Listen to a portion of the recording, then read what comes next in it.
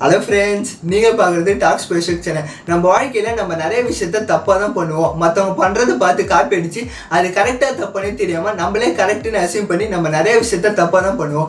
இன்றைக்கி நம்ம வீடியோவில் நம்ம நிறைய விஷயத்த தப்பான முறையில் சாப்பிட்றோம். அதாவது எப்படி சாப்பிட்ணுன்னே தெரியாமல் நம்ம நிறைய விஷயத்த பண்ணுறோம்.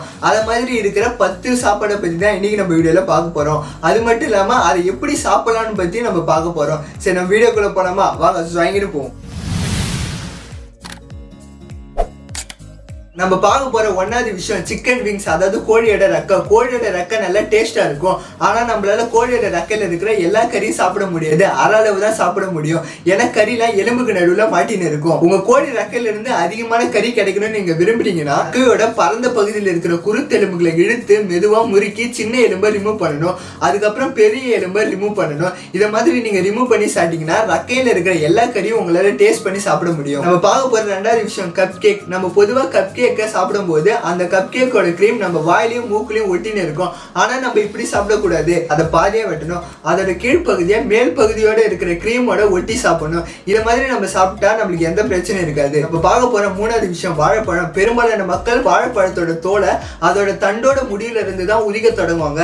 ஆனா நம்ம அப்படி உரிக்கூடாது. அதோட கீழ்ப்பகுதியில இருந்து உரிக்க தொடங்கணும். கீழ்ப்பகுதியில இருந்து வாழைப்பழத்தை உரிச்சா அது நம்மளுக்கு இன்னும் ஈஸியா இருக்கும். இதுல ஒரு வேடிக்கையான விஷயம் என்னன்னா, குரங்குங்களா அதோட வாழைப்பழத்தை கரெக்டான மெத்தட்ல உரிக்குதுங்க. ஆனா நம்ம மனுஷங்க நம்ம பார்க்க போற நாலாவது விஷயம் ஆரஞ்சு. நம்மள நிறைய பேருக்கு ஆரஞ்சு பழத்தை உரிக்கிறதுக்குள்ள செத்துருவோம். ஏன்னா அது அந்த அளவுக்கு கஷ்டமா இருக்கும். நம்ம ஈஸியா ஆரஞ்சை உரிக்கிறதுக்கு அதோட மேல் தண்டையும் கீழ்த்தண்டையும் வெட்டணும். அதுக்கப்புறம் நடுத்தண்டை வெட்டணும். இதை மாதிரி நம்ம வெட்டினா நம்ம ஈஸியா ஆரஞ்சை உரிக்க முடியும். பார்க்க போற அஞ்சாவது விஷயம் ஃபர்ஸ்ட் லீக் பண்ணுங்க, ட்விஸ்ட் பண்ணுங்க, டங்க் பண்ணுங்க. டயலாக்லாம் கரெக்டா இருக்காங்க.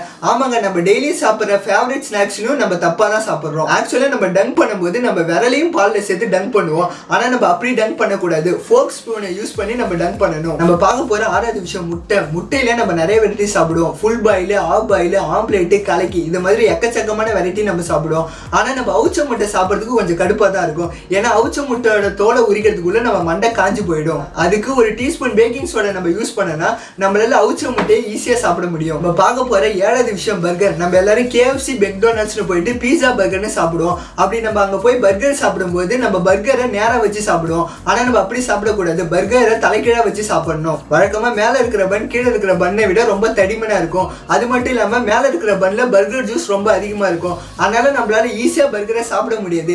இதுவே நம்ம பர்கரை தலைகீழா வச்சு சாப்பிட்டா ஈஸியா சாப்பிட முடியும். நம்ம பார்க்க போற எட்டாவது விஷயம், பொதுவா நம்ம ஒரு ஜூஸை அட்டை பெட்டில இருந்து ஊத்தும் போது அதை நேரம் ஊத்துனா நம்மளால ஒழுங்கா ஊத்த முடியாது. இதுவே அது ஆப்போசிட் வழியா நம்ம ஊத்துனா நம்மளால ஈஸியா ஊத்த முடியும். நம்ம பார்க்க போற 9வது விஷயம் வாட்டர் மெலன். இப்ப வேற வெயில் காலம் வர ஆரம்பிச்சிருது.